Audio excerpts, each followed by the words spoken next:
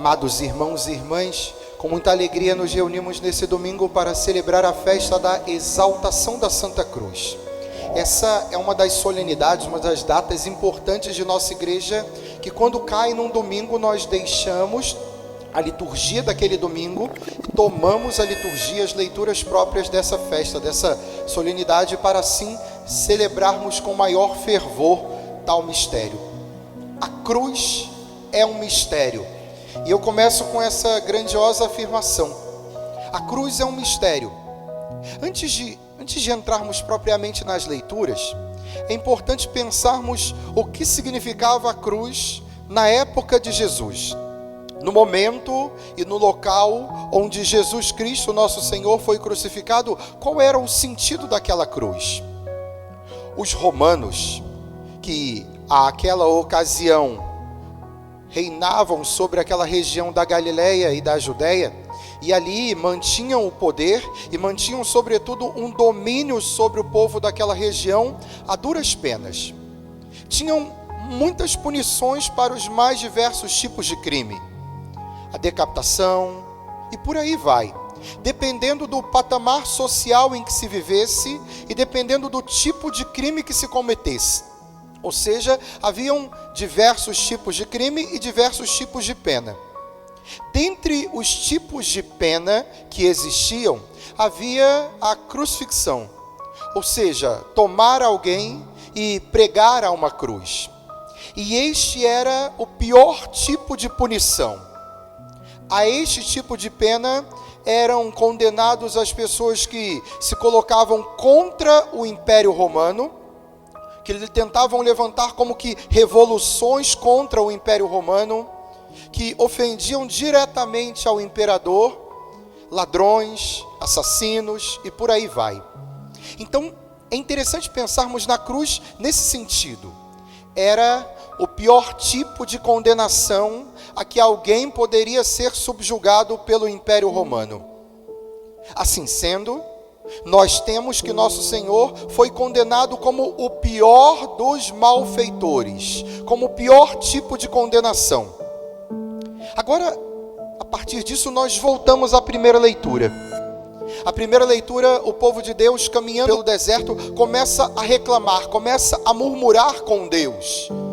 Vejamos nós que esse povo já tinha testemunhado os milagres e os sinais de Deus junto deles. A começar, Deus que os escolheu em Abraão, Isaque e Jacó, Deus que os libertou da escravidão do Egito de Faraó, Deus que abriu o mar vermelho para que eles pudessem atravessar, Deus que enviou do alto do céu no deserto o maná, o pão do céu para alimentá-los, Deus que fez Moisés da rocha brotar a água para saciar a sede daquele povo. Então vejamos nós que aquele povo conhecia a Deus, o seu poder e o seu amor. Sabia que Deus estava junto deles, mas mesmo assim colocava-se a murmurar com Deus. Vejamos nós que em meio a essa caminhada do deserto, hoje o livro dos Números narra o momento em que o povo pressiona a Moisés reclamando inclusive do maná, do pão do céu que Deus tinha lhes dado e que tinha saciado a sua fome.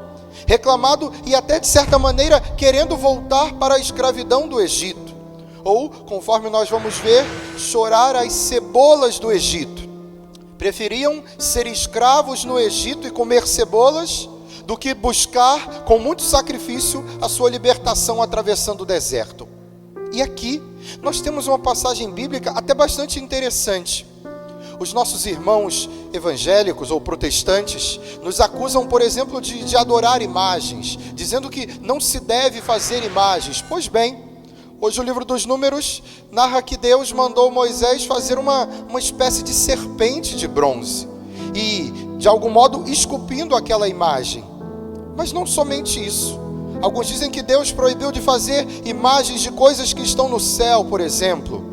Nesse mesmo livro, voltando um pouco, veremos ainda no livro do Êxodo, nós veremos que Deus manda Moisés, na Arca da Aliança, colocar imagens de serafins, de anjos. Ora, Deus não proibiu imagens. Católicos não adoram imagens e nós sabemos disso. Mas as imagens nos ajudam a contemplar a glória de Deus nos seus santos, a glória do céu que nós já podemos de algum modo limitado contemplar aqui na terra. Fechando esse breve parênteses, voltamos à leitura. E no deserto, Deus envia serpentes.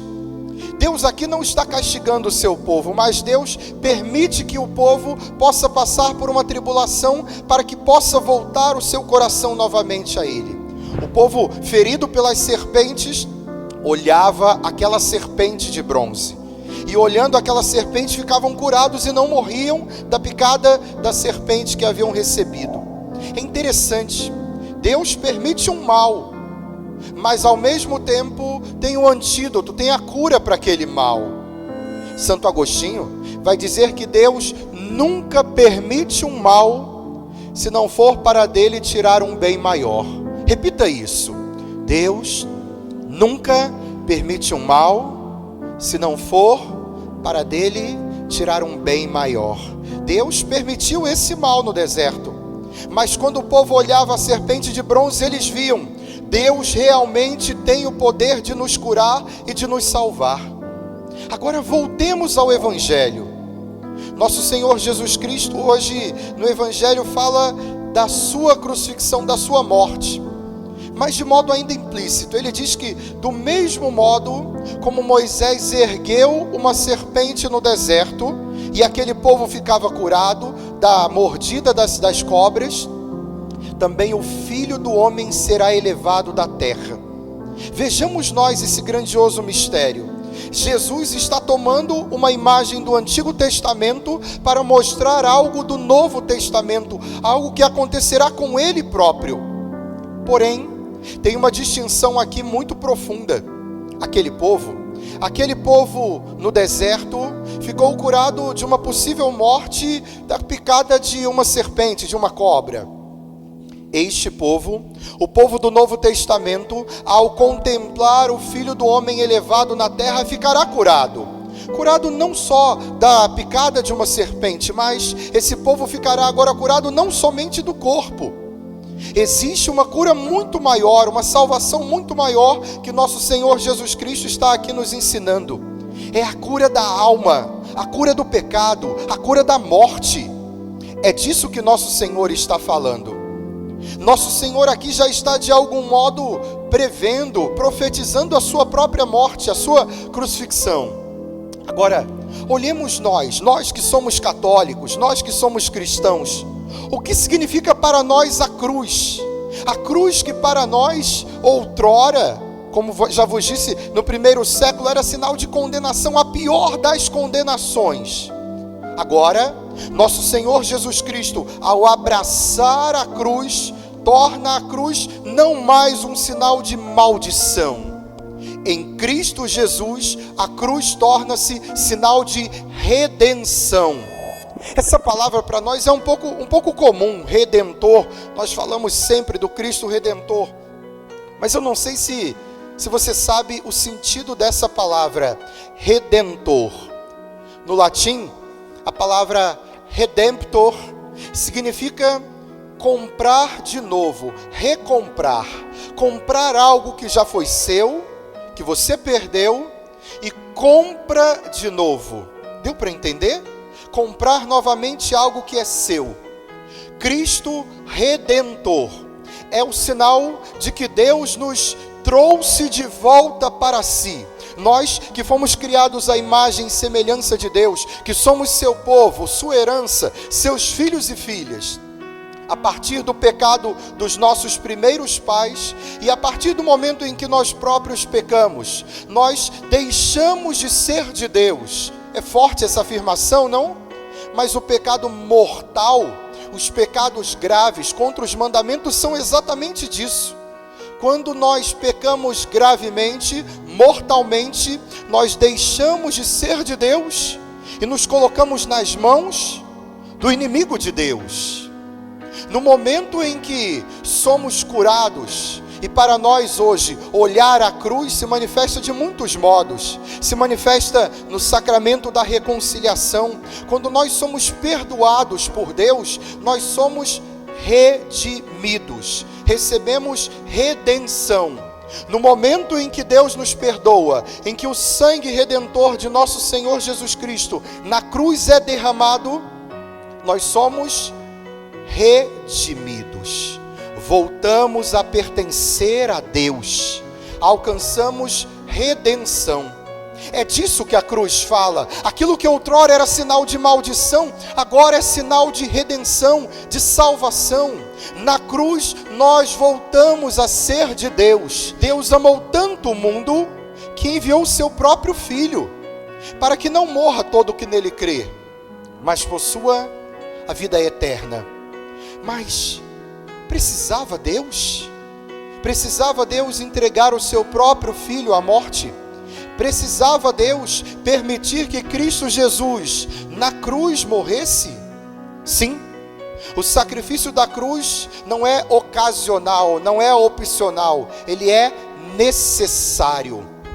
Ali, nosso Senhor Jesus Cristo mostrou-nos o nosso valor e o tamanho do seu amor. Qual é o teu preço? Qual é o teu valor? O nosso valor é o preço de um Deus que entregou o seu próprio Filho na cruz. O nosso valor é o sangue redentor de Cristo na cruz. Esse é o nosso preço. Esse é o valor da nossa salvação. Mas olhar a cruz não deve ser um fato indiferente à nossa vida. Num outro momento, nosso Senhor Jesus Cristo dirá aos seus discípulos, e nós ouvimos isso no Evangelho de domingo passado. Propositalmente não aprofundei esse ponto na semana passada, porque hoje celebraríamos essa festa. Nosso Senhor diz no Evangelho de domingo passado: quem quiser ser meu discípulo, renuncie a si mesmo, tome sua cruz e me siga. Porque quem quiser salvar a sua vida vai perdê-la. Mas quem perder a sua vida por causa de mim, esse a salvará. Imaginemos nós, os discípulos de Jesus, ouvindo isso, ouvindo Jesus falar da pior condenação que poderia existir. Mas o que nós fizemos para merecer isso? Ele está dizendo que nós temos que morrer igual esses malfeitores? Aqui, a cruz deve ser entendida num sentido bem maior. Qual é hoje a sua cruz também? A cruz aqui, no Evangelho, ela é colocada como os pequenos sacrifícios, ou como os grandes sacrifícios que poderemos ser chamados a oferecer. Qual é a sua cruz hoje? Qual é o seu sofrimento hoje? Aqui, nós não estamos pregando um masoquismo sem sentido, não. Ninguém gosta de sofrer, ninguém quer sofrer, mas o sofrimento é inerente à condição humana. Ninguém pode colocar na porta da sua casa, ainda que alguns ousem botar na porta de igrejas, pare de sofrer. Olha, como se isso fosse uma escolha pessoal. Eu não quero sofrer e eu coloco essa frase na minha porta, uma frase mágica. E o sofrimento nunca baterá a minha casa, a minha vida. Não é isso. Para nós, o sofrimento faz parte da vida humana. Sofrimentos dos mais diversos tipos, seja um sofrimento físico, seja o sofrimento de outra pessoa, seja qual for o sofrimento, a partir do momento em que ele toca a nossa condição humana, aí sim, aí nós temos uma escolha. Não a escolha de não sofrer, mas a escolha de não sofrer sem sentido. No momento em que o sofrimento bater à nossa porta, nós temos a opção de olhar uma cruz, que devemos ter em nossa casa. Ora, um católico sem uma cruz em casa, eu diria que é incompleto. Um católico sem a maior arma, o maior sinal da nossa salvação. Olhar uma cruz e dizer: Senhor, está difícil, mas hoje eu uno a minha cruz à tua cruz. Eu uno o meu sofrimento ao teu sofrimento. Guarde bem isso, para que no momento em que o sofrimento bater a sua porta, você possa fazer isso. Olhe a cruz e diga: Senhor, eu não estou sozinho, eu não estou sofrendo sozinho. Eu sofro, mas eu sofro contigo. E aí, nós temos uma escolha.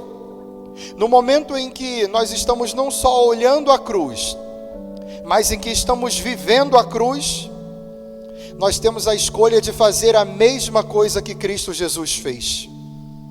Pai, em tuas mãos eu entrego o meu espírito.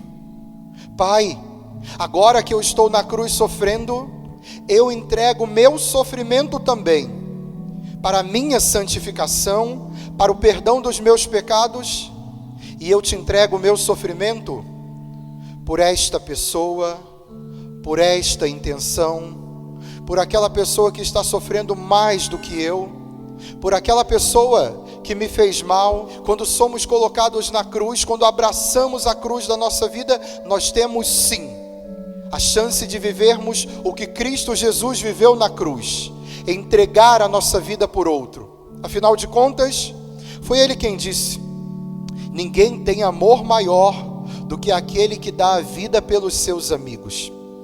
Amados irmãos e irmãs, no decorrer dessa semana que nós possamos fazer isso. Conforme São Paulo diz a segunda leitura, Cristo Jesus abraçou a sua cruz e entregou-se por nós todos. Que na cruz de cada dia, que na realidade da nossa vida, nós possamos também abraçá-la e entregar-nos à cruz com o Senhor. Conforme diz aquela música, um cântico belíssimo e tradicional de nossa igreja, que costumamos cantar na Sexta-feira Santa. Vitória, tu reinarás, ó cruz, tu nos salvarás. O católico é o único que tem essa ousadia, é o único que tem essa coragem de olhar a cruz e dizer assim: eu te abraço, eu não te entendo, mas eu te abraço, crendo, sabendo e esperando que esta cruz não será o meu fim, que nesta cruz eu encontrarei redenção, que após esta cruz eu encontrarei vitória. Tu reinarás, ó cruz, tu nos salvarás, ó cruz. Que também nós, fortalecidos por Cristo Jesus e pelo seu Espírito Santo, tenhamos a ousadia, a audácia, a coragem, a força para abraçar a nossa cruz de cada dia e segui-lo, crendo que a cruz nos trará a vitória. Louvado seja nosso Senhor Jesus Cristo. Vitória, tu reinarás, ó cruz, tu nos salvarás. Fique de pé e cante isso. Vitória, tu reinarás. É o credo normal? Normal? Tu nos salvarás.